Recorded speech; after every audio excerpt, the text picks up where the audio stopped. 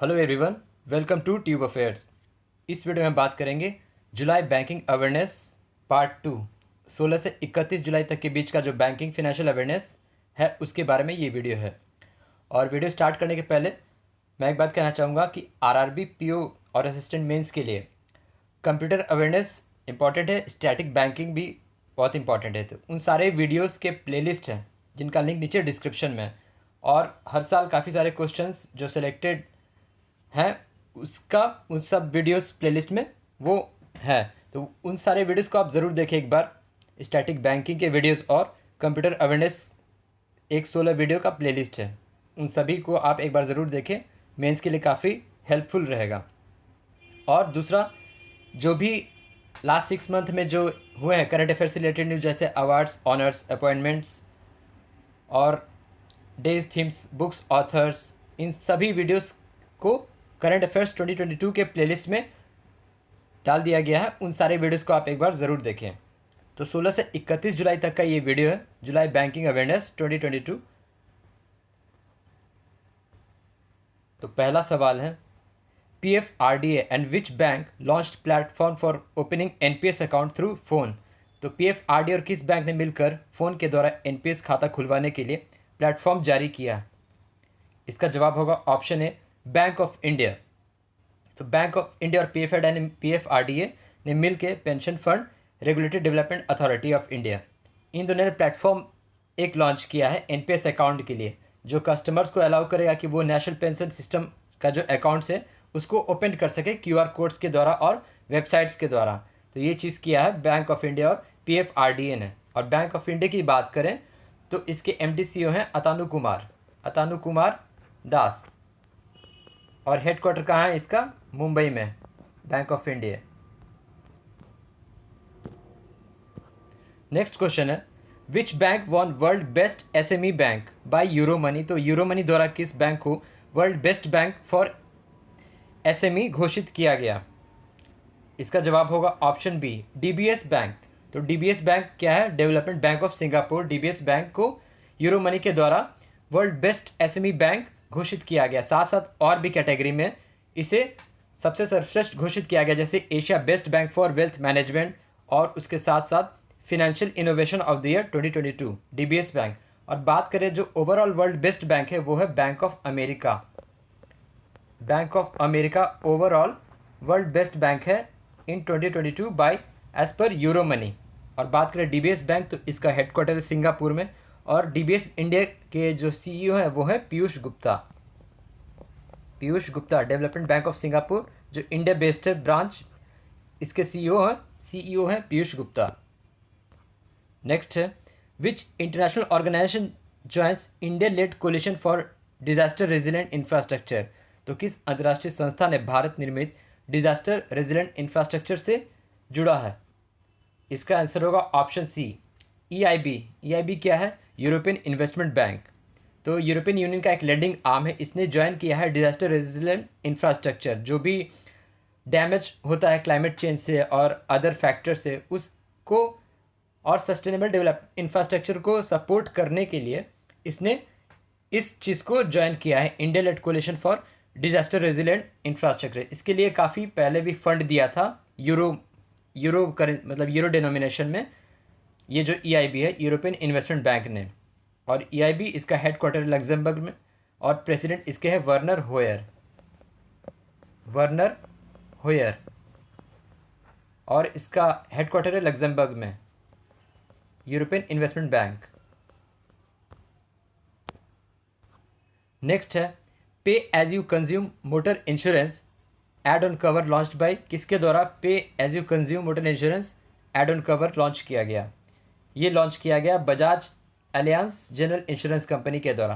तो Bajaj Allianz has launched pay as you consume, एक motor insurance add on cover है। अगला है, Asian development bank approved $96.3 million loan for safe drinking water project for which state. तो किस राज्य में साफ जल आपूर्ति के लिए ADB ने $96.3 मिलियन का ऋण प्रदान किया है? इसका सही जवाब होगा ऑप्शन बी, हिमाचल प्रदेश। तो हिमाचल प्रदेश में जो वाटर सप्लाई इंफ्रास्ट्रक्चर है उसको अपग्रेड करने के लिए रूरल वाटर सप्लाई मैनेजमेंट के लिए इसने और वहाँ के जो 10-11 डिस्ट्रिक्ट्स को सपोर्ट करने के लिए ये फंड रिलीज़ किया है $96.3 मिलियन। और बात करें एडीबी तो इसके प्रेसिडेंट है मसत्सुगु असाकावा। इसका हेडक्वार्टर कहाँ है? फिलीपींस में। टोटल 68 मेंबर कंट्रीज हैं एडीबी में। नेक्स्ट है RBI digital payment index rises to how much in March 2022 end. मार्च अंत तक आरबीआई के डिजिटल पेमेंट सूचकांक में कितनी बढ़ोतरी हुई है? तो इसका जो डिजिटल वैल्यू है एक्चुअल में ये आरबीआई ने दिया है 349.30। अब इसका जो क्या है, कैसे ये निकाला जाता है, इसका कोई आइडिया नहीं है किसी भी न्यूज़ में, लेकिन जो ये है आपको बस ये याद रखना कि आरबीआई डिजिटल पेमेंट इंडेक्स जो है इसका जो न्यूमेरिकल वैल्यू है वो है 349.30। इसमें यह भी था कि जो आरटीजीएस है रियल टाइम ग्रॉस सेटलमेंट, इसमें 30% की बढ़ोतरी हुई है। एनईएफटी में नेशनल इलेक्ट्रॉनिक फंड ट्रांसफ़र, इसमें भी 30.6% की बढ़ोतरी हुई है। ये चीज़ इंपॉर्टेंट है। पेमेंट जो क्रेडिट कार्ड से इसमें 27% से इंक्रीमेंट हुआ है। डेबिट कार्ड में 10.4% से इंक्रीमेंट हुआ है। तो ये चारों वैल्यू भी आप याद रख सकते हैं। 30% RTGS, 30.6 NEFT, 27% credit card and 10.4% debit card. तो और ये जो न्यूमेरिकल वैल्यू है 349.30 ये है digital payment index, March and तक का है। तो आरबीआई ने इसको जुलाई में रिलीज़ किया। नेक्स्ट है as per latest report of RBI how many currency chest are operating in India. तो आरबीआई के अनुसार अभी देश भर में कितने करेंसी चेस्ट हैं मार्च अंत तक?